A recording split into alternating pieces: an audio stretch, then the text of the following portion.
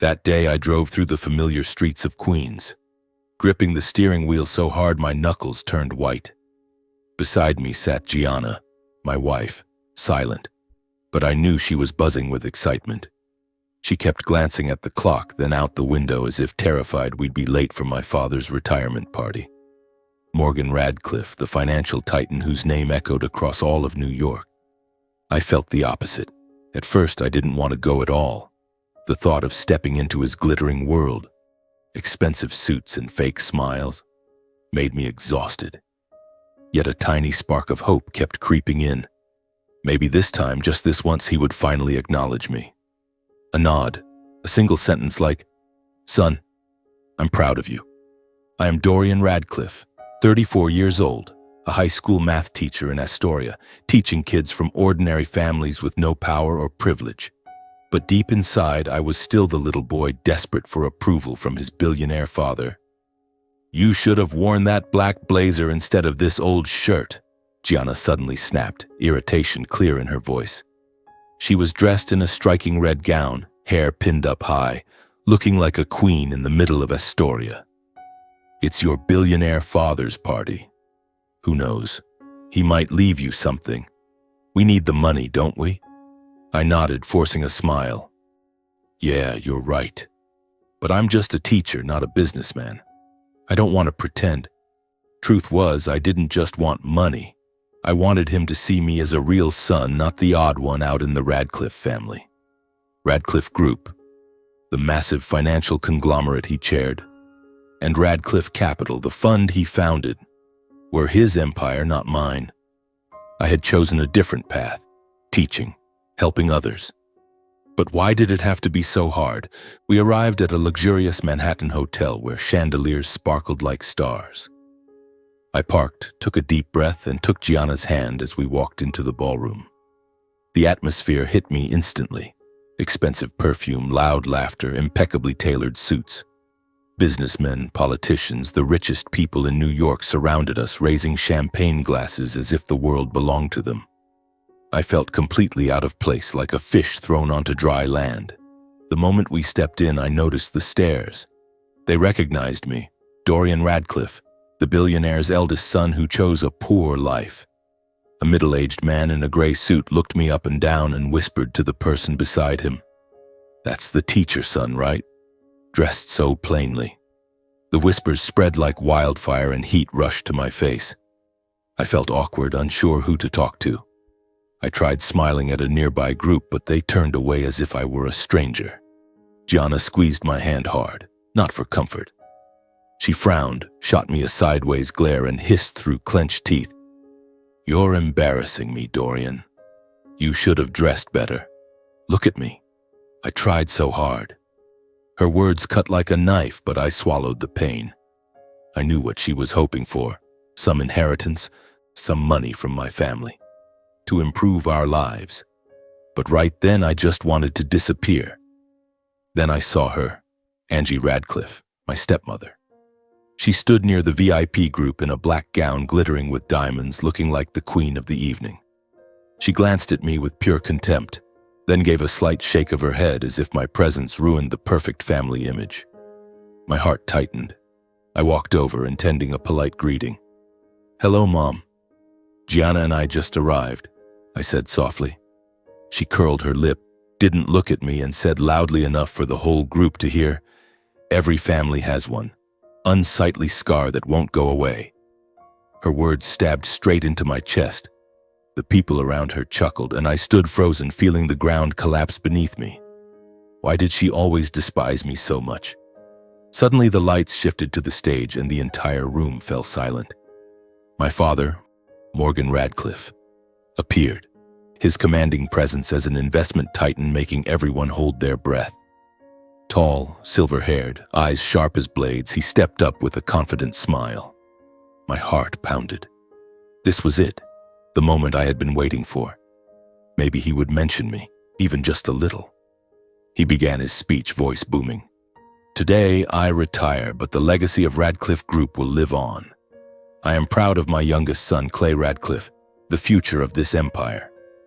Clay has proven himself with successful deals and has taken Radcliffe Capital to new heights. The room erupted in applause. I swallowed hard, waiting. Then he glanced my way. Just a fleeting look, but dripping with mockery. However, some people are simply born unsuited to family tradition. A school teacher. What can he possibly contribute to the world of finance? The ballroom burst into laughter, the sound cut like knives echoing everywhere. Several guests turned toward me, phones raised, live streaming the reaction of the disgraced son. I stood stunned, face burning, head bowed, unable to meet anyone's eyes. Humiliation spread through my body like wildfire. Beside me, Gianna dug her nails painfully into my hand. I didn't know if she was angry or what, but it only made the pain worse. He continued, voice cold and firm. The entire investment fund, the chairmanship, shares, and control will go to Clay, my youngest son, the one I believe truly deserves to carry on the Radcliffe tradition, not someone who teaches for a living and worries about his next meal. The applause thundered even louder. Clay smiled triumphantly, shaking hands, accepting congratulations. His eyes flicked toward me, full of contempt, as if I were the ultimate loser. I stood frozen, chest crushed by an invisible vice. My whole body went numb. My father had never once considered me an option, not even for a second. A cold emptiness spread through me, choking my breath. That was the moment the tiny hope I had carried for years shattered completely. I turned to Gianna, searching for any comfort, but she yanked her hand away, turned her back, face red with shame. Morgan looked straight at me, voice like steel. Dorian, son, if you have any self-respect left, get out of this party. This is no place for someone who brings no value to this family. His direct dismissal sent ripples through the room. People whispered and pointed. Gianna immediately stepped back from me as if cutting all ties. Then she shouted, I was so stupid to marry a worthless man like you. With that, she spun around and walked away, leaving me standing alone under stares of pity, mockery, and curiosity. I couldn't stay another second. I walked silently out of the ballroom, each step heavy as if my shoes were made of lead. My heart was in pieces. It felt like the entire world had turned its back on me. The New York night was bitterly cold, wind slicing through my skin, but my chest was even colder. For the first time, I truly understood that I had never belonged to the Radcliffe family. I staggered to the parking lot, hands trembling as I fumbled for the keys in my pocket. The noise from the party still spilled out, laughter, applause, mocking me one last time. I got in the car, started the engine, and just drove. No destination in mind. New York at night was a maze of lights. The skyscrapers glittered like soulless monsters. I turned left, then right, crossed the Brooklyn Bridge, circled back to Manhattan, anything to let the cold night wind rush through the cracked window and, I hoped, sweep away the humiliation clinging to me. Where was Gianna? Did she take a cab or leave with someone from the party? I didn't know, and right then I didn't have the strength to care. All I could see in my head was my father, Morgan, staring at me with eyes like steel, dismissing me like a beggar, and Gianna, my wife, turning her back without a single word of comfort. I gripped the wheel tighter, tears blurring the road, but I didn't stop. Stopping would mean facing reality, and reality right now was too painful. I drove aimlessly for hours, through the blinding neon of Times Square down to the Lower East Side where music poured from the bars. Every red light brought Clay's triumphant smile back to me. My younger brother shaking hands, basking in praise. He got everything. The chairmanship, the investment fund, our father's pride. And me? A Queens high school teacher who tutors poor kids in math, now thrown out of his own family's celebration. Eventually, I turned toward our small apartment in Astoria, Queens, an aging building with a perpetually broken elevator and musty hallways. Once our home. I parked, killed the engine, and sat in the dark for a while. My heart pounded with the dread that something even worse was waiting. I climbed the stairs, each step felt twice as heavy. The apartment door was slightly ajar, a faint light leaking from the living room. Gianna had gotten back first. She sat upright on the sofa, still wearing the red dress from the party, but her face was now ice cold, all excitement gone. On the coffee table in front of her lay a single sheet of paper placed perfectly, as if it had been waiting for me. I shuffled closer, legs like lead. "Gianna, when did you get back?" I whispered, voice hoarse. I'm sorry about what happened at the party." She didn't look at me. Her eyes stayed fixed on the paper. "Sign it, Dorian," she said, voice flat and unfamiliar. "Divorce papers. I want this over right now." I froze as if someone had punched me square in the chest. Divorce papers? Now? When I was at my absolute lowest, just publicly humiliated by my father in front of hundreds. I stood there, mouth open, unable to speak. Gianna, the woman I had loved for 5 years, the one who once whispered, "You're my everything," in the dark, now looked at me like I was a burden. What are you saying?" I stammered, collapsing into the chair across from her. "We can talk about this. I know tonight was awful, but..." "There's nothing left to talk about," she cut in, voice trembling yet resolute. "I can't keep living like this. I waited for years, hoping you'd change, that you'd stand up for yourself, that you'd seize the opportunities your own family offered. But look at what happened tonight. You let them humiliate you in front of everyone, and I had to stand there ashamed with you." She took a sharp breath, her eyes flickering, then hardening. "I need a man with a future, Dorian, not a teacher scraping by every month like your father said tonight."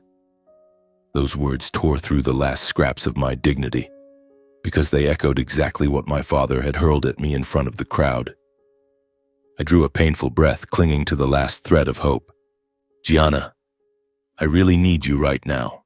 You've been there for every hard moment in my life. Every time I thought I'd fall, you lifted me up. I love you. Please don't leave me when I'm at my weakest."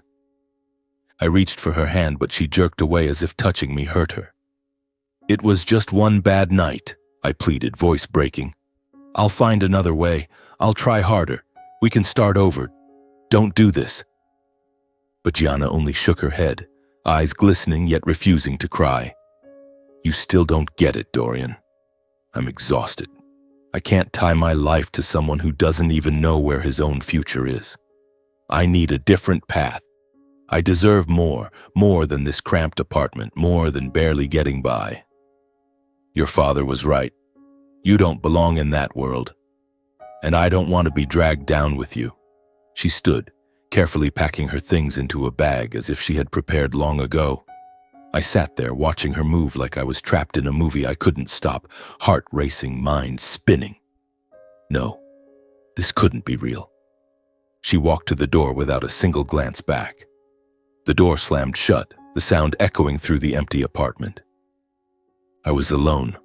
I sank to the floor, hands shaking as I picked up the paper.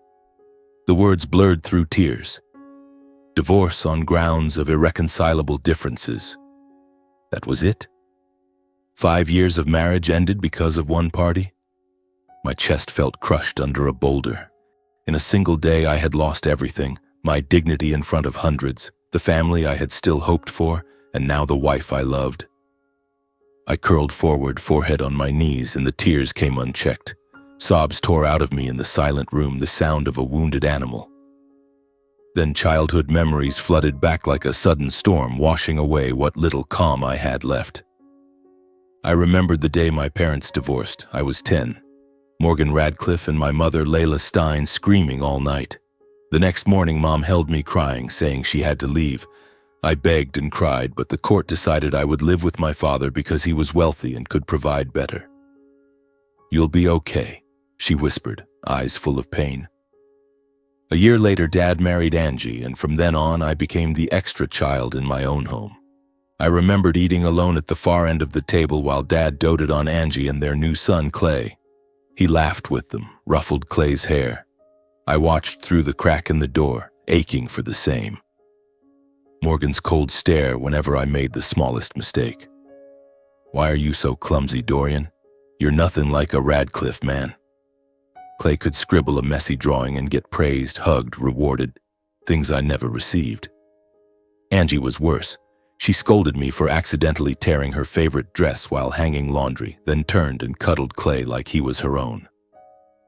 "Clay is such a good boy, my son, not like certain others," she'd say. shooting me looks of contempt. I felt like an intruder, a stain on their perfect family portrait. When I brought home top grades or math awards, Morgan only nodded. First in math, acceptable. No hug, no praise, nothing. Clay won a single soccer game and the whole house cheered, bought him a new bike, took him on vacation. I tried harder, studied day and night, but the gap only grew. When I chose teaching after college, Morgan exploded. "You're a failure, Dorian. A disgrace to this family. Radcliffe men build empires. They don't teach brats for pennies." He screamed in my face, and from that day, the distance became a chasm. I moved out, made my own life in Queens, thinking time would heal it. It only deepened the wound. All those childhood hurts came rushing back, merging with tonight's pain into a single storm. I felt like my entire life had been nothing but abandonment, disdain, and being pushed to the sidelines. Mother left, father rejected me, stepmother despised me, brother triumphed, and now my wife walked out. Who was I? A 34-year-old man with no family, no future? I sat in the dark for hours, streetlight casting long shadows through the window. I didn't eat, didn't drink, just stared at the divorce paper. I realized I had nothing left to lose and no one left to lean on. No father, no wife, no brother. Just me, in the vastness of New York. The New York night stretched endlessly, yellow lights streaking across wet pavement, while inside me everything was hollow and numb. I felt as though I had just lost it all. Family, love, and the part of myself I once believed was solid. Only cold emptiness remained, swallowing every sigh in a city that never sleeps. That entire night I tossed and turned, unable to sleep. Every time I closed my eyes, childhood memories surged up, blending with the fresh pain of the present. I remembered those lonely evenings in the Radcliffe mansion while my father was busy with Angie and Clay, leaving me alone with a plate of cold food. But now the hurt was even greater because I had lost Gianna too. She had been my last anchor, the one person I thought would stay no matter how the world turned against me. I sat up, turned on the light, and stared at the divorce paper again. Divorce due to irreconcilable differences. Just a few words, yet they pierced straight through my heart. I wanted to call her, to beg, but the phone lay silent on the table and I knew it would do no good. Loneliness wrapped around me like a vice, making every breath difficult. I paced the tiny apartment, hands clutching my head, trying to chase away the images. But they kept coming back, clearer and sharper, until my skull felt ready to explode. When dawn finally crept through the thin curtains, casting weak streaks of light across the floor, I knew I couldn't go on like this. The empty apartment was suffocating. No sound of Gianna's laughter, no smell of morning coffee. Only a dead silence. I had to get out, had to do something, or I would collapse completely. And then the thought of my mother, Layla Stein, flashed like a lighthouse in the darkness. She was the only one left, the woman who had always loved me with everything she had, even though her own life after the divorce had been full of hardship. I had never told her the full extent of what happened in the Radcliffe house, afraid it would worry her. But now I needed her more than ever. I needed a warm embrace, a sincere word of encouragement. I threw on clothes without bothering to shave or comb my hair, grabbed my keys and left.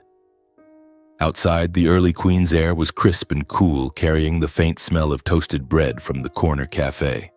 I started the car and drove out of Astoria, a fragile thread of hope pulling me forward.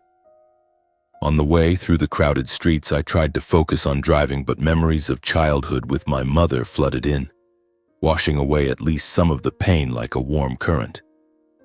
Even as an adult, busy with teaching and married life with Gianna, I had visited her regularly, at least twice a month. I would drive to Bay Ridge with fruit or pastries, sit and listen to her talk about the old days. I never let her feel abandoned the way the Radcliffes had made me feel. "You are everything to me," she always said, and I believed it. Now crossing the Verrazano Narrows Bridge with the salty sea wind blowing in, I clung to the hope that she would be my last refuge. My heart beat faster at the thought of telling her everything. The party, Gianna. Could she bear it? But I had no other choice. Lost in thought, I realized I was almost there. Bay Ridge was peaceful, red brick houses, leafy trees, so different from Queens' noise. I parked in front of my mother's small bungalow with its modest front garden. And there she was, Layla Stein, bent over pruning her rose bushes, her hair much grayer than the last time I saw her.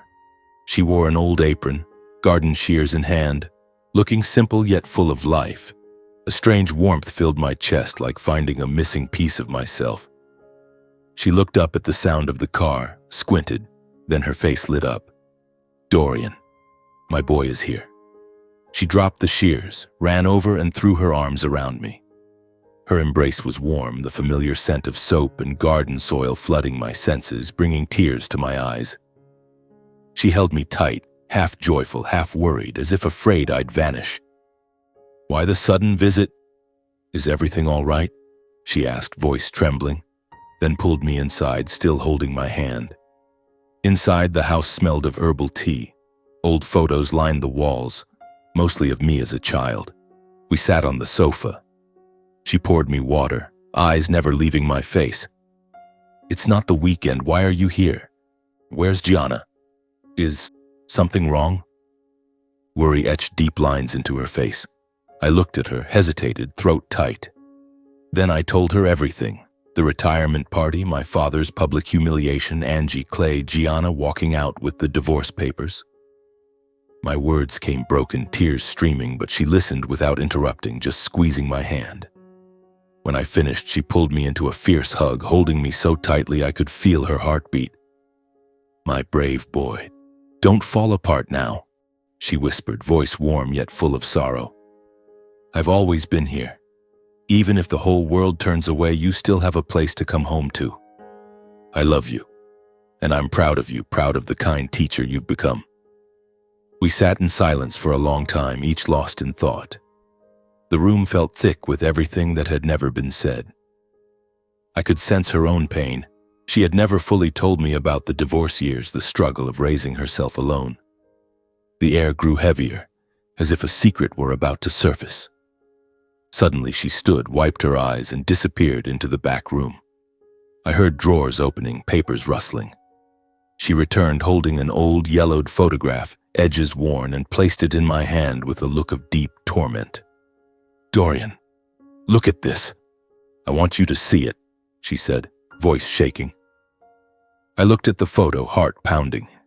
It showed a man in his 30s wearing a simple shirt, standing by the sea with a bright smile. But the eyes, those deep blue eyes, were identical to mine. The high nose bridge, the slightly crooked smile, everything mirrored my own reflection. Shock hit me. I looked up at my mother. Her face was torn with guilt and anguish, eyes brimming with tears as if fighting an internal battle. "Mom, who is this?" I asked, voice breaking. A cold shiver ran down my spine, spreading through my whole body like electricity. Instinct told me this photo was no accident. It was about to turn my entire life upside down and shatter everything I had ever believed. I sat there, hands trembling as I held the old photograph, staring at the face of a man who was both a stranger and eerily familiar. Deep blue eyes, a slightly crooked smile, everything felt like looking at myself from the past. My mother sat beside me, eyes glistening with tears, her face etched with deep guilt. She let out a heavy sigh, her voice shaking yet resolute. "My son, this is Lachlan Stein. He is your real father." The words hit me like a bomb exploding in my head. Real father? Lachlan Stein? For 34 years, she had never once mentioned this name, never let slip the slightest hint. I froze, mouth open but no sound coming out. Morgan Radcliffe, the man I had called father my entire life, the man who had publicly humiliated me just yesterday, was not my biological father at all. Everything spun. The years I had desperately craved his approval, the countless times I tried to prove myself so he would be proud, all of it had been an illusion. He was not my father. No blood tie. My heart felt crushed in someone's fist, another piece of it shattered.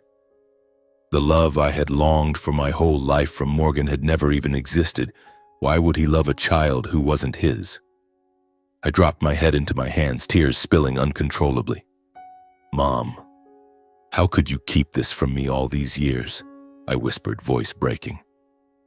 She pulled me into her arms, holding me tight like when I was little, but this time her embrace trembled. My boy, I'm so sorry. I kept it hidden too long because I was afraid the truth would hurt you more. But after everything you told me about the party, about how they treated you, I can't stay silent anymore. She took a deep breath, her voice growing distant, as if turning the dusty pages of an old book. I wiped my tears and tried to listen, even though my mind was still reeling. Her words came slowly, full of longing as she remembered. 34 years ago, your mother and Lachlan were madly in love. Back then, Lachlan was a young financial analyst at a small firm in Manhattan. He was brilliant, gentle, and dreamed of a quiet life with me. We met at a cafe near the office. He dropped a book, I picked it up, and from that moment, everything began. Her tone warmed when she spoke of him. Lachlan wasn't rich like the Radcliffes, but he loved me truly. We dreamed of a little house, of children. Then Morgan appeared. Her voice hardened. Morgan Radcliffe was the heir to Radcliffe Group, the massive financial empire his family had built. He met me at a work event and instantly became obsessed. At first I thought it was just a passing infatuation, but when he realized I had chosen Lachlan, that obsession turned dark and possessive. My pulse quickened. It felt like I was the protagonist in a thriller. She continued, every detail tightening the knot in my chest. Morgan couldn't accept losing. He stalked me, sent gifts, even interfered with Lachlan's job. I begged him to stop, but he just smirked. Layla, you will be mine. No one can stop me. I felt a chill. Morgan, the man I had called father, had been that kind of monster. Her voice shook with old anger. The Radcliffe family was rich and powerful, with connections everywhere. Morgan used that power to frame Lachlan for fraud. He bribed Lachlan's colleagues, fabricated documents, and convinced the firm Lachlan had embezzled money. Overnight, Lachlan was fired, his career destroyed. I sat up straight, eyes wide with shock. He really did that? Just out of jealousy? Mom nodded, tears rolling down her cheeks. Yes, son. Lachlan was driven out of New York, even threatened with prison if he ever returned. Morgan summoned me to his office, smiling triumphantly. Now do you see? I can do anything to have you. He warned me that if I ever tried to find Lachlan again, he would make Lachlan disappear for good, prison or worse. She buried her face in her hands and sobbed. I held her, my own heart breaking. So the Radcliffe empire wasn't just money. It was built on manipulation and ruining lives. Lachlan, my real father, had been thrown into hell simply for loving my mother. She wiped her eyes, voice growing stronger. Right after that, Morgan forced me to marry him. He said it was to preserve the family image, a beautiful wedding to cover any scandal. I had no choice. I was terrified he would hurt Lachlan again. We married quickly, and just days after the wedding, I discovered I was pregnant with you. The words struck me like lightning. My mother was pregnant before the wedding? With Lachlan? I stared at her, mouth dry. So, I'm Lachlan's son, not Morgan's? She nodded, eyes full of sorrow. Yes, I kept the truth hidden and suffered alone. I gave birth to you under the Radcliffe roof, lavish parties, judging eyes. But I never told Morgan. He believed you were his, and I let him believe it to protect you, to protect Lachlan. I pictured it, my mother pregnant, alone in that cold mansion, carrying a secret behind those walls. She spoke of raising me. I tried to love you with all my heart, but Morgan changed over time. He grew consumed by work, and as you grew, he saw you weren't a Radcliffe man. You didn't care for finance, you loved books and teaching. I watched him grow colder, but I thought he would come around. Then came the most painful part. When you were 10, Morgan had an affair with Angie. He wanted a divorce to marry her, and to legitimize the new marriage, he fought for custody of you, claiming he could provide a better life. Big house, elite schools. I fought, but the courts favored him because of his money and influence. I remembered that day clearly. Mom crying, holding me tight outside the courthouse. Mom, why didn't you ever tell me? Why did you let me stay with them? My voice shook with hurt and blame. She bowed her head. I left the Radcliffe house carrying the pain of losing both my love and my child. I wanted you to have everything, money, education, so I stayed silent, thinking Morgan would give you a better future. I never imagined you would suffer their coldness, contempt, and cruel favoritism all those years. She broke into sobs, clinging to me. I'm sorry, my son. I thought silence would protect you, but instead I let you walk into hell. I sat silent, stunned by the truth. Everything rushed back. The lonely dinners, Morgan's icy stares, the endless favoritism toward Clay, the public humiliation at the party. It all made sense now because I was never his son. I pitied my mother. She had sacrificed everything, endured alone for 34 years, lost the man she loved, lost her freedom. Yet I also resented her for not warning me, for not pulling me out of that hell sooner. Mom, I don't know what to say. I feel so sorry for you, but why did you let me grow up inside that lie? My voice cracked, tears falling again. The past crashed over me like a suffocating wave. My life hadn't been destroyed by just one party. It had been shaped by a secret buried for 34 years. I held my mother tight as the world turned upside down. Where was Lachlan, my real father, now? And Morgan, the man who had stolen everything? How would he pay? My head spun, but inside the pain, a spark of vengeance began to flicker. I sat there, stunned, clutching the old photograph so tightly the edges crumpled. My mother looked at me with red-rimmed eyes, then placed a hand on my shoulder. Gentle but firm. Dorian, my son, you have to find him.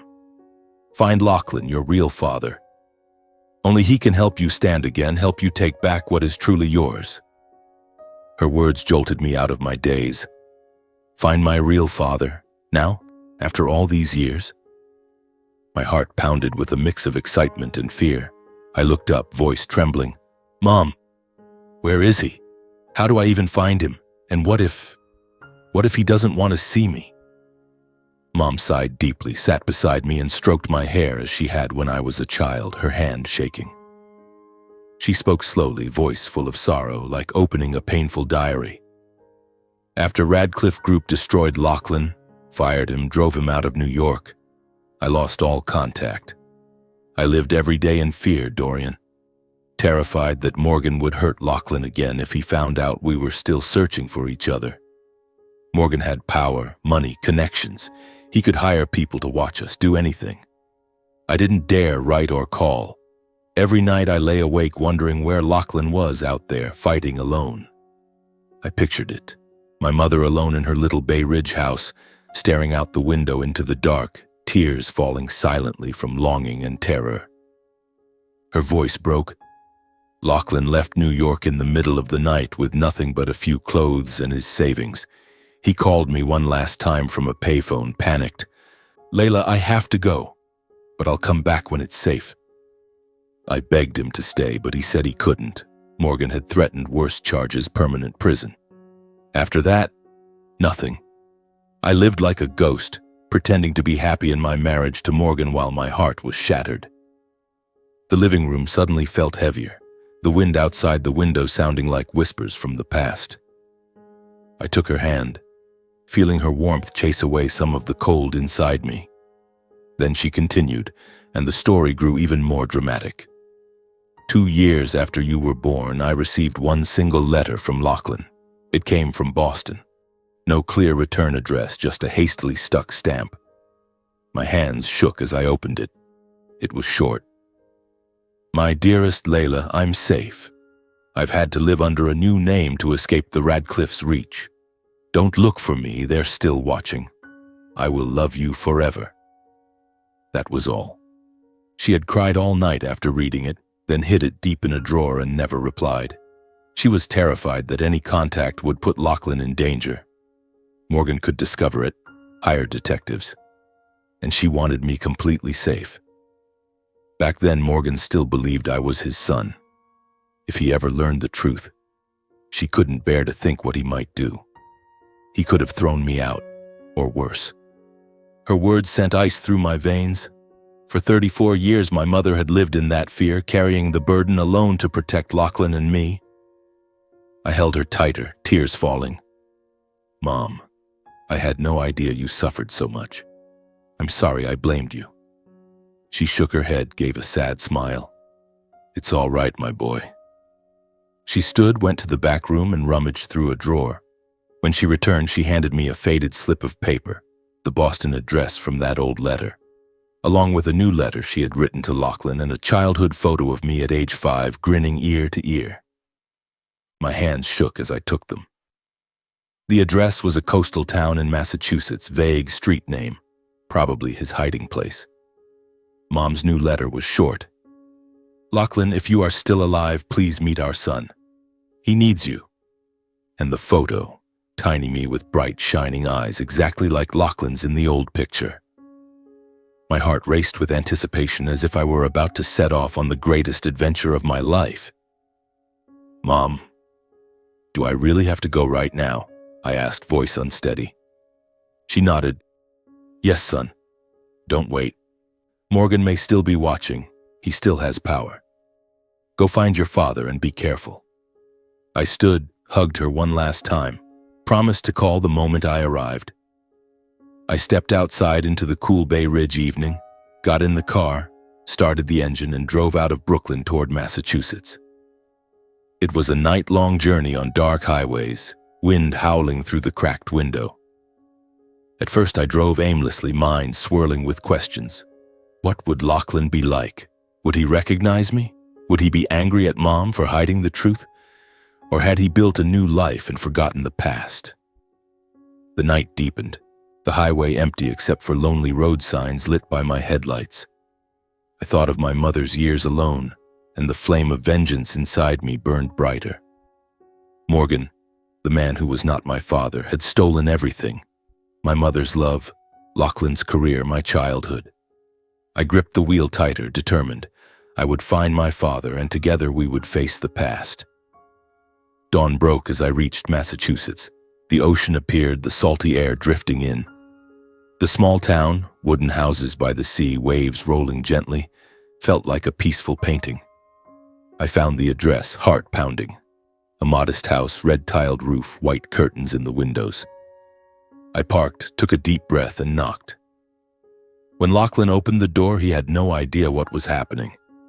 He was about 60, silver-haired, weathered, but with those same deep blue eyes, exactly like mine. He wore an old shirt, looking like an ordinary man, not the victim of a grand conspiracy. "Hello? Who are you? Why are you knocking at my door?" he asked, slightly puzzled. Trembling, I handed him Mom's letter and the childhood photo. "Are you Lachlan Stein? I came from New York. This is a letter from Layla, my mother." He took them, hands shaking a little. He opened the letter, scanned it, then froze at the part where Layla revealed that the man at his door was his son. His face went pale. He staggered, gripping the doorframe for support. My son? Layla had a child with me?" His voice broke, tears welling up. He stared at the photo of 5-year-old me.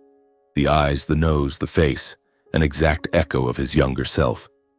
He looked up at me, eyes wide with shock and overwhelming joy, unable to believe what he saw. Lachlan reached out with trembling fingers, touching my shoulder, cold yet strangely warm. Then he could no longer hold back. He pulled me into a fierce embrace right there on the porch, the hug stolen from us for 34 years. I let him hold me, felt his ragged breathing, his tears soaking my shirt.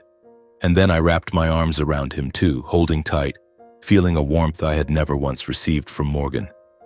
It was the real embrace of a father and son, full of love and regret, melting my heart. We stood like that for a long time, the salty sea breeze around us, the waves providing the soundtrack to our reunion. He led me inside, a modest seaside house, old sofa, stacks of books, the faint smell of coffee. We sat facing each other, truly seeing one another as blood for the first time. He looked at me, eyes red. My boy, you look just like me. The eyes, the smile. Layla didn't lie. His voice choked. Then he kept apologizing. I'm sorry, son. Sorry I wasn't there while you grew up. Sorry you had to suffer alone. Sorry I couldn't protect your mother and the child I never knew existed. I didn't know. I had no idea you were out there. I told him about Mom, the letter, the 34-year secret. His face paled as he listened. Lachlan admitted, voice breaking. Years ago, I quietly tried to find news of Layla. I hired a detective and learned she had married Morgan and was living in the Radcliffe mansion. I thought she had chosen that life, wealth, safety. So I stepped back, never daring to disrupt it. I've lived here under a different name, working as a small financial consultant far from New York. But now I know the truth. I opened up and told him everything I had endured, being taken from Mom after the divorce, growing up rejected by the Radcliffe family, treated as an outsider, lonely dinners, Angie's contempt, the favoritism toward Clay, and finally the public humiliation at the retirement party, followed by Gianna leaving me. My voice shook as I continued, hot tears sliding down my cheeks. My father, Morgan, never saw me as his son. He threw me out of the party, called me worthless. And Gianna, she left me that very night. Lachlan listened in silence, his expression shifting from pain to fury. He now understood that Radcliffe Group hadn't just destroyed his and Layla's lives, it had crushed the childhood and future of his own son. I sat there, breathing heavily after spilling everything, my body drained, but my heart burning. The small seaside house suddenly fell silent, only the steady crash of waves outside the window echoing our chaotic heartbeats. Lachlan, my father, sat motionless for a long time, fists clenched, eyes staring into nothingness. Then he stood abruptly, walked to the corner of the room and opened an old safe hidden behind a bookshelf. The lock clicked loudly, and he pulled out a thick, dust-covered box of files. My son, he said, voice hard yet thick with emotion. I've been waiting for this day far too long. I wiped my tears, heart racing as he placed the box on the table. He opened it, revealing stacks of documents. Financial reports, meeting minutes, yellowed photocopies. This is the evidence of what Morgan and the Radcliffe family did all those years ago, he explained, flipping through pages with the precision of a seasoned financial expert. They manipulated stock prices, falsified profit reports to inflate values, then dumped the shares for massive profits. I leaned in, overwhelmed by the sheer volume. Numbers, charts, names, an entire web of crimes spun by Morgan. I touched one sheet and felt as though I were touching my own dark past. Dad, you've kept all this for 34 years? I asked, voice breaking with astonishment. He nodded, eyes flashing with cold steel. Yes, son. For 34 years I quietly preserved everything, because I knew the truth had to be revealed one day. I lived here under a different name, working as an underground financial consultant for small clients, but I never forgot. Every night I reviewed these files, waiting for the moment. And now that moment has come, because of you. His words sent a shiver through me. I felt like I was standing on the brink of a great battle. He was no broken victim. He was a strategist who had prepared meticulously for revenge. Yet he paused, voice serious. However, these old records alone aren't enough to destroy Radcliffe Group today. 34 years have passed. They may have erased every trace, or courts could dismiss it as statute barred. We need fresh evidence of current crimes to corner Morgan and Angie completely. Something they cannot deny. My heart pounded. It felt like stepping into a spy thriller. So what do we do now? I asked, voice trembling yet filled with resolve. Lachlan gave a faint, icy smile, the smile of a man who had long known the answer. With decades of experience as a shadow financial consultant, having saved countless businesses from similar dirty tricks, he didn't hesitate. He immediately called a private investigation team he had trusted for years. They're the ones who helped me rebuild my life after I fled New York, he said, dialing. I listened to the conversation, short, coded like a real operative. Tail Morgan and Angie. Focus on finances, irregular transactions. I need ironclad proof. Call over, he turned to me. They start tonight. These people are the best. They know how to move in the dark. The following days were pure tension. We stayed in the seaside house waiting for updates, but we didn't sit idle. I called Mom, gave her a brief account of the reunion. She cried with joy, voice shaking. My boy, I knew Lachlan would be there for you. Dad and I talked through the nights, filling in the missing pieces of our lives. The investigators began shadowing Morgan and Angie, zeroing in on the cracks that could bring the whole empire down. Bank accounts, real estate deals, fund reports. I pictured them, silent shadows in New York, watching from afar, slipping into data without a trace. Every day Dad received encrypted updates, and I sat beside him, heart swinging between dread and exhilaration. Only 3 days later, faster than I thought possible, they uncovered 2 major violations. Dad received the encrypted report, and we sat at the table to open it. Look at this, son, he said, pointing at the screen. Morgan has been embezzling investor money, millions of dollars, to buy personal real estate. Villas in the Hamptons, Manhattan penthouses, all paid from Radcliffe Capital funds. I read carefully, stunned by the evidence. Transfer receipts, forged contracts, even photos of Morgan signing the papers. Dad continued, voice dripping with contempt. And Angie has been hiding massive losses on an investment project, hundreds of millions, by shifting the losses to other funds, keeping Radcliffe Capital's public image spotless. If this leaks, shareholders will revolt and the market will crash. I sat silent, pulse racing with excitement. These weren't just documents, they were weapons, enough to topple the empire Morgan had built. Dad professionally divided the evidence into 3 groups. 1. Old records proving Morgan's past crimes, stock manipulation framing Lachlan. 2. Fresh proof of current embezzlement and fraud, every transaction, every name. 3. An internal attack strategy timed for their most vulnerable moment, the upcoming annual shareholders' meeting. I watched quietly, filled with awe and disbelief. My real father, the man I once thought was only a shadow in a photo, was a mastermind, prepared like a grand strategist. Dad, I never imagined you had all this ready, I whispered, voice full of admiration. He looked at me, eyes blazing. Life taught me patience, son. Now, are you ready to expose the truth? I hesitated for a split second. The party flashed back. The laughter, Morgan's dismissal, Gianna walking away. Then I thought of Mom, her decades of silent suffering, robbed of love and her child. I nodded, voice firm. Yes, Dad, it's time to take everything back. Lachlan smiled faintly, the first real smile since the story began. In his son's eyes, he now saw not just pain, but strength. That smile warmed my heart like nothing ever had from Morgan. Father and son immediately began planning. We sat around the old wooden table, papers spread out, sketching diagrams on scrap paper. First target is Morgan, Dad said, pointing at the files. We hit him with the embezzlement evidence and watch him panic. I nodded and added, and Angie, the heir. Exposing her cover-up of the losses will turn the shareholders against her. We quickly agreed on timing. Strike right before the annual shareholders' meeting when Radcliffe Group would be most vulnerable. Night fell. The seaside house glowed like a secret war room. The waves outside beat like the rhythm of revenge. Dad pored over the old documents, turning pages with intense focus, murmuring analyses of the numbers. I studied the new reports, embezzlement trails, forged transactions, trying to absorb it all despite my background as a simple teacher.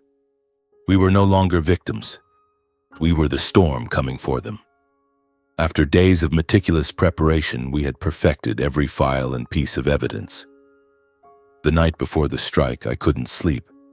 I lay on the sofa, listening to the waves and the rustle of Dad turning pages at the table. The retirement party kept flashing back. The roaring laughter of the crowd, Angie's contemptuous stare, Morgan's blunt dismissal, and Gianna turning her back, leaving me alone. That humiliation now burned like fire in my chest. They will pay, I whispered into the darkness. The next morning, we were ready. Dad sent the entire package, money laundering proof and current violations by Morgan and Angie, to federal investigators through a secure anonymous proxy set up by the investigation team. "No one will ever trace this back," he said, hitting send with a cold smile. I stood beside him, heart pounding, feeling like we were lighting the fuse on a bomb. At the same time, the private investigators leaked an anonymous summary of the violations to a major financial outlet, the Wall Street Journal. We chose them for their credibility. One article from the journal spreads like a virus before Radcliffe Group can silence it. The summary was short but razor sharp, detailed embezzlement, fraud, and a history of manipulation, all wrapped in a few pages with irrefutable evidence. "They won't have time to react, son," Dad whispered, eyes gleaming. We waited, the air in the house heavy as before a storm. I paced, constantly checking my phone, nerves on edge. Would the plan work? Would Morgan suspect anything? The next morning, the markets convulsed exactly as we had predicted. I opened my laptop, scrolled through financial news sites, and my heart leapt at the first headline. "Money laundering and embezzlement allegations rock Radcliffe Group. Morgan Radcliffe faces massive scandal." Dozens of articles spelled it out. Radcliffe Group accused of laundering money through its investment funds, embezzling millions from investors, and falsifying records to hide massive losses. Fund values plummeted instantly. Shares dropped 20% in the first hour. Trading floors descended into chaos. Panicked shareholders flooded phone lines demanding answers. A sell-off tsunami shook the market. I turned to Dad, voice shaking with excitement. "Dad, it's happening. We did it." He nodded, eyes still glued to the screen, but the corner of his mouth lifted, a rare victory smile. In New York, Morgan immediately called an emergency board meeting at Radcliffe Group headquarters. I could picture it, him at the head of the table, face red with rage, shouting into phones at lawyers. But relentless calls from the FBI and SEC, from private counsel, from major investors overwhelmed him. He couldn't control the flood. Clay, my smug younger brother from the party, was flustered, frantically denying everything to staff. "This is fake news. We'll sue." But inside Radcliffe Group, people were already jumping ship to save themselves. Employees whispered in hallways, "I'm not going to prison for them." Resignations poured in. Chaos spread like wildfire. Dad and I watched it all from afar. We stayed invisible, silent, simply observing Radcliffe Group collapse under the weight of its own crimes. Dad had set up a real-time monitoring screen, stock tickers, news feeds, even hidden camera feeds from the investigators. I sat beside him, filled with both satisfaction and exhilaration. "They're digging their own graves," Dad murmured, voice dripping with irony. At the height of the crisis, federal authorities officially issued search warrants for Radcliffe Group and froze several related accounts. I imagined the scene. FBI agents storming headquarters, sealing offices, panicked employees scattering. The entire conglomerate was paralyzed for hours. Trading halted, phones ringing off the hook, and Morgan sat there, face ashen, realizing his empire was crumbling. One afternoon, Radcliffe Group held a chaotic press conference. News spread instantly online. Investors gathered outside headquarters with protest signs demanding justice, reporters swarming with mics and cameras, staff buzzing about possible collapse. Dad and I decided to get closer, not to reveal ourselves, but to witness it with our own eyes. We drove back to New York, parked in a building across the street, and went up to a high floor to watch through binoculars. I stood on the rooftop of an opposite high-rise, looking down at the mayhem below Radcliffe headquarters. Protesters shouting, signs waving, camera flashes exploding nonstop. For the first time in my life, the name Radcliffe no longer made me tremble. Instead, I felt powerful, like a victor watching his enemy kneel. Lachlan stood beside me, expression calm but meaningful. He placed a hand on my shoulder. "Son, this blow is only the beginning. But it's strong enough to bring the empire that destroyed our lives to its knees." We stood there as the New York wind whipped around us, carrying the smell of exhaust and the chaos below. Radcliffe Group was shaking to its very foundations, and father and son both knew the real confrontation had only just begun. This time, we held the upper hand. I gripped Dad's hand tightly, heart racing with anticipation for what was coming next. Morgan had no idea, but the true storm was only just beginning. We returned to the seaside house in Massachusetts soon afterward, but my mind stayed glued to New York, tracking every development through the computer screen and the investigators' reports. The following days passed in suffocating tension. After the devastating blow from the media and federal authorities, Morgan began to fight back, but it was only the weak, desperate flailing of a cornered animal. I watched him hold press conference after press conference, standing before a forest of microphones, face flushed, trying to explain away and deny every accusation. "This is a smear campaign orchestrated by jealous competitors," he declared in one live-streamed event, voice trembling yet still clinging to his old authority. "Radcliffe Group has always operated within the law. We will sue whoever is spreading these vicious lies." But I knew he was panicking. Through hidden cameras the investigators had planted, I saw him slamming his fist on the desk in his office, screaming into the phone at his aides, "Find the source! Who dares do this to me?" Angie, my stepmother, tried to shield her husband, appearing beside him at the press conferences with a forced smile, repeating the same excuses. "Our family is being unfairly attacked," she said, voice shrill and unsteady. Morgan tried stronger counterattacks, blaming anonymous saboteurs. He even hired private detectives to hunt down the leak, but every move only made things worse. Shareholders pulled out en masse, triggering a sell-off tsunami that nearly froze Radcliffe Group. I watched the stock chart on my screen. From its peak, it plunged another 30% in just 2 days. "They're killing themselves," Dad murmured beside me, voice dripping with irony. Rumors flew everywhere. Federal agents could arrest Morgan at any moment, perhaps in his office or at the mansion. The atmosphere inside the Radcliffe mansion, the grand house where I grew up, was thick with dread and paranoia. From the investigators' reports, I knew they were barely sleeping, tearing into one another. Morgan shouting at Angie for her extravagant spending, Clay blaming Dad for dragging him into the mess. A strange satisfaction filled me. They had treated me like trash, and now they were destroying each other. Meanwhile, Dad and I knew the time was ripe for a direct confrontation. We could no longer watch from afar. We had to end it face to face. "Son, we have to go to them," Dad said. "Not to negotiate, to show them the truth, to make them look at what they've done." I hesitated for a moment. The mansion brought back painful memories. Lonely dinners, Morgan's cold stares, Angie's barbs. But then I nodded, resolve hardening. It's time we finished this. We prepared carefully, thick folders of irrefutable evidence and hearts ready for battle. The drive back to New York felt completely different. No fear, only anticipation and strength. We arrived at the Radcliffe mansion on a drizzly afternoon, the New York sky gray like the mood of the defeated.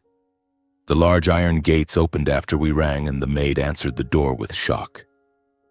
"Young Master Dorian? And this gentleman is—" We didn't answer, just walked straight into the grand foyer. The air was heavy, expensive perfume mixed with tension, the chandeliers glittering but unable to hide the chaos. When Lachlan and I stepped into the main living room, Morgan shot up from the sofa, face draining of color with a mix of terror and fury. He couldn't believe his eyes when he saw Lachlan, the man he thought had vanished forever. "Lachlan, you're still alive?" His voice cracked, hand shaking around his glass. Morgan immediately lashed out at Lachlan, trying to mask fear with his usual arrogance. "You're the loser from all those years ago. What are you doing back here? Radcliffe Group will crush you again." But his voice wavered. The old authority was gone. Angie scowled instantly, rising with her familiar contempt, looking at me like a stain. "Dorian, you dare show up while this house is in crisis? You and this stranger, what do you want? I told you you're the scar on this family." She hurled the same insults she had used for decades, voice venomous and shrill. Clay stood in the corner, arms crossed, glaring coldly and sneering, still not grasping the full picture but instantly attacking. Big brother, you show up with some cheap nobody. Who do you think you are? Still just the useless teacher. I didn't respond immediately. Calmly, I placed the thick folder on the polished wooden table. The thud sounded like a declaration of war. My heart raced, but I no longer trembled. The truth and my father stood with me. I spoke first, voice steady, laying out the entire truth from beginning to end. Morgan's frame-up of Lachlan 34 years ago, false fraud charges driving him out of New York, to the current money laundering at Radcliffe Group, embezzlement from investment funds and concealment of massive losses. Morgan turned crimson with rage, shouting that I had been brainwashed by an outsider to destroy the family. You've been manipulated by him, that worthless Lachlan. He's still the same failure, back for revenge. He blamed Lachlan entirely, voice rising to hide his panic. Angie pointed at me, mocking that a mere high school teacher knew nothing about finance and had no right to judge Radcliffe Group. She called me the family's blemish, voice shaking. You never belonged here, Dorian. Get out of my house. Clay roared, furious that I dared challenge the legitimate heir, jabbing a finger in my face. You're just jealous. All of this is fabricated. I'll prove you're making it up to ruin our family. I stood unmoved by their outbursts, initial nerves now transformed into strength. I continued laying out the evidence. Money laundering trails, offshore reports, forged documents used to frame Lachlan, all neatly organized, undeniable. I spread them across the table. Transfer receipts, internal emails, photos of transactions, everything the investigators had gathered. This isn't just talk, I said calmly. The Radcliffe family exploded. Morgan slammed the table, denying everything. Forgeries. All fake. You fabricated them. I'll sue you. Angie trembling and accusing me of madness. You're insane, Dorian. I'll call the police. Clay screaming he was being framed. Someone's setting me up. This isn't my fault. I stood firm, looking them in the eye, and said justice would speak for itself. They could take their denials to court. Summons and investigations would answer for me. The living room felt like it was detonating, shouting, pointing. But a strange peace filled me. Before leaving, I paused and delivered the final truth Morgan never saw coming. The man standing behind me, Lachlan Stein, is my real father. You no longer have the right to call me your son ever again. Morgan froze, mouth agape, speechless. Angie stood stunned, hand over her mouth. Clay looked horrified as he realized I wasn't even Radcliffe blood, and the person they had despised most was the one tearing their family apart. I turned and walked out, Lachlan beside me, shoulder to shoulder like warriors. Behind us, the Radcliffe family collapsed in the truest sense, screaming, blaming, cursing one another in the house that once symbolized power and luxury. We stepped outside into the drizzle, but my heart felt light. The confrontation ended as I left the mansion as the victor, not through violence or hatred, but through truth and justice they had trampled for decades. A few days after the confrontation, federal authorities officially issued arrest warrants for Morgan, Angie, and Clay to face investigation. I was brewing morning coffee when Dad called me over and pointed at the TV screen. Look, son, they've been taken. Live footage showed FBI agents storming the Radcliffe mansion, handcuffing Morgan, his face ashen, struggling uselessly. Angie was sobbing and pleading, "You've got the wrong people. We're innocent." Clay kept his head down, the once triumphant smirk gone, replaced by the panic of a man about to lose everything. All Radcliffe family assets, bank accounts, investment holdings, shares, were frozen instantly. The lavish villas, the yacht, the offshore accounts, everything sealed. I sank into a chair, heart pounding, feeling as though a colossal weight had finally lifted. They're under arrest, I whispered, tears welling not from sadness but from overwhelming relief. Dad placed a hand on my shoulder. Justice is here, Dorian. We waited 34 years for this moment.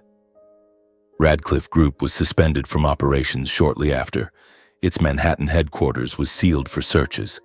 Hundreds of employees stood outside, faces anxious, whispering, "Is the company bankrupt?" Major shareholders fled, dumping stock in a frenzy that drove the conglomerate's value from billions to mere hundreds of millions in the blink of an eye. Within hours, prosecutors held a press conference and dropped the first bombshell charges: large-scale money laundering through offshore accounts, embezzlement of hundreds of millions from investment funds, falsified financial reports to deceive investors, misuse of company assets for personal luxury, real estate, and lavish trips, and the fabrication of evidence 34 years ago to destroy Lachlan's career. I sat in silence, absorbing every word, heart racing with the drama of it all. "They're using the old files you kept, Dad," I whispered. He nodded, eyes gleaming. "And everything we gave them. There's no denying it now." The news spread like a hurricane across CNBC, Fox Business, and the New York Times. Major financial outlets called it the worst scandal in investment history, comparing it to Enron or Madoff. The public erupted in outrage at the extent of the Radcliffe fraud. Thousands of online comments. "They stole from hardworking people. Justice for the victims." The federal trial day arrived amid a New York atmosphere thick with tension, like a crime thriller. Dad and I attended court, sitting quietly in the back rows, hidden among reporters and spectators. Prosecutors presented wave after wave of ironclad evidence, old records plus everything Lachlan and I had supplied. Transfer receipts, internal emails, forged reports, all projected on giant screens. The Radcliffe defense lawyers tried to fight back but stumbled, muttering about saboteurs, knights, unable to counter the mountain of proof. Morgan sat with his head bowed, no longer the titan. Angie wept. Clay trembled. I looked at them and felt no hatred, only pity. They had dug their own graves. The trial lasted hours, but the outcome was clear. Morgan Radcliffe, 25 years in prison for money laundering, financial fraud, fabricating evidence, and destroying another man's career. Angie Radcliffe, 12 years for complicity in money laundering, aiding illegal transactions, and profiting from embezzled funds. Clay Radcliffe, 15 years for misappropriation of fund assets, embezzlement, and approving fraudulent investments that caused massive investor losses. Radcliffe Group officially declared bankruptcy weeks later. Its assets were liquidated to compensate victims, millions flowing back to those who had been robbed. The Radcliffe name was erased, now synonymous only with fraud and collapse. I stood at a distance watching workers use a crane to remove the Radcliffe sign from headquarters under the rain. I felt no gloating, only the sensation that the invisible chain that had bound my life for 34 years had finally fallen away. When the case closed, I knew there was one thing more important than anything else, something I could no longer delay: reuniting my real family. I took Dad to see Mom after 34 years apart. We drove to Bay Ridge, my heart pounding like the first time I met him. When they faced each other at Mom's door, decades of suppressed love and longing burst into tears. Mom reached out, trembling, touching Dad's face. "Dorian, Lachlan, you're both here." Dad pulled her close, voice breaking. "Layla, I'm sorry. Sorry I couldn't come sooner." Layla didn't blame. Lachlan needed no excuses. They simply held each other and cried. The reunion left me standing behind them, throat tight. My family was finally whole. The three of us moved back to Massachusetts together. I bought a spacious new seaside home for Mom and Dad so they could spend the rest of their lives side by side. The house was simple. Bright living room, garden overlooking the ocean, cozy kitchen smelling of fresh-baked bread. A new life took shape. Morning walks on the beach, Mom holding Dad's hand, me smiling behind them. Afternoons cooking together, Mom teaching Dad my favorite vegetable soup. Evenings talking about the lost years and the future opening before us. "I remember you once dreamed of a house by the sea," Dad said to Mom, eyes shining. She smiled. "Now we have it." My parents found the peace that had been stolen from them. They walked, held each other, made up for decades apart. I returned to teaching, but now with a light heart, no longer carrying the Radcliffe shadow. We built a simple, warm home, the kind I had never known in 34 years. Family dinners, laughter echoing, late-night stories. For the first time, I felt I truly belonged somewhere. Far from New York, we lived a life free of fear and pain. Only the sound of waves, a peaceful home, and a family finally reunited after a lifetime apart. Time passed swiftly like the gentle waves lapping at the Massachusetts shore, washing away the last remnants of a dark past. Life for the three of us gradually settled into a peaceful rhythm I had never dared imagine. Mom, Layla, spent her days tending the small garden behind the house, planting roses and vegetables. Her hands no longer trembled with worry. Dad Lachlan continued his work as a discreet financial consultant, but now he did it out of passion, no longer hiding in the shadows. And I, Dorian, returned to the teaching I had always loved. I found a position at a local high school teaching math to seaside kids, bright-eyed children full of hope for the future. At my new school in Massachusetts, small but meaningful changes began. That was where I met Avani, a gentle, warm literature teacher who always wore a kind smile. We first crossed paths in the faculty room while I was making coffee and she walked in. Long black hair loose, arms full of old books. "Hi, you must be the new teacher, right?" "I'm Avani. I teach 10th grade English," she said, her voice as soft as the sea breeze. I smiled, introduced myself, and a conversation began. Short about the weather, about mischievous students. Yet something about Avani caught my attention. The warmth in her eyes, the way she truly listened when I talked about interesting math problems. Brief chats in the faculty room slowly turned into coffee after classes. We sat at a little seaside cafe, salt wind blowing through, talking about books, life, and quiet dreams. "What do you love about teaching?" she asked once, eyes sparkling. "I love helping kids see they can change their own lives," I answered, and she nodded as if she understood everything in my heart. From that quiet connection, love grew naturally, like breathing. No rush, no drama, just simple moments that made my heart move. Avani admired my strength and kindness. She told me once as we walked the beach at sunset that through the stories I shared, she saw a man who had endured so much yet kept a gentle heart. "You're like a lighthouse," she said. "No matter the storm, you still stand." And in Avani I found the peace I had never known. Her gentleness soothed the scars inside me, made me forget the lonely nights in Queens, the public humiliation at the party. We spent time together. Seaside picnics, old movie nights at home, clumsy cooking sessions that left us laughing until we cried. The love came softly but solidly, like the foundation of a new home. Then one day, as we sat by the shore with the sun setting crimson, I knelt and took her hand. "Avani, you are the peace I've searched for my whole life. Will you marry me?" My voice shook with nerves. She cried, threw her arms around me. "Yes, Dorian. Yes." In that moment, life felt perfect. My parents, Lachlan and Layla, watched us quietly with the simple joy of people who had finally found their home again. They had heard about Avani through my stories and already loved her like a daughter. Mom taught her how to make my favorite vegetable soup. Dad shared books with her. "That girl brings light to you," Mom whispered once, eyes shining.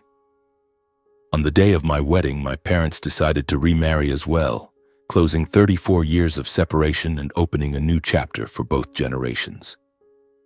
It was a small seaside ceremony under warm sunlight and the gentle sound of waves. Nothing lavish like the old Radcliffe parties, only us, our real family, and a few close friends from school. Avani wore a simple white dress, hair flowing, beautiful as a sea nymph. I held her hands, heart full as we spoke our vows. Beside us, Dad and Mom stood hand in hand, eyes glistening, repeating the vows they had made decades ago, voices trembling with emotion. Two couples stepped toward the future together amid waves and sunlight. I squeezed Avani's hand. Lachlan held Layla's as if he would never let go again. In that moment, I felt my life had come full circle, from pain to happiness, from loneliness to reunion. That evening, as our family gathered around the dinner table, Dad telling old stories, Mom laughing, Ivani leaning on my shoulder, I thought of the dark years I had survived. Images flashed like an old film. Morgan's rejection, Angie's contempt, Clay's triumphant smirk, the public humiliation at the party, Gianna turning away. All of it now felt distant, like clouds dissolving in sunlight. I realized my victory wasn't in revenge, though our plan had toppled Radcliffe. It was in reclaiming a real life for myself and the people I love. Revenge was only the tool. Happiness was the destination. I learned that sometimes the strongest thing a person can do is stand up, say enough, and step out of someone else's shadow. I did that, walked away from the Radcliffe darkness, found my real father, exposed the truth, and built a new life. The lesson I carry and offer to anyone who has ever been belittled is this: a person's worth is not determined by the family they were born into, but by the person they choose to become. I chose to be a teacher, to love my true family, to choose justice over hatred, and that made me stronger than any financial empire. I closed the old journal I had kept throughout the journey with one final piece of advice. Never let anyone decide your value. Never let past pain write the rest of your life. And if one day you must stand against injustice, remember that truth is always the greatest power. I wrote those lines under the warm glow of a lamp by the window overlooking the sea and felt complete peace. In our little seaside house beneath endless sunsets, I finally had what I had longed for my whole life: a real family, a peaceful home, and a bright future stretching wide before me.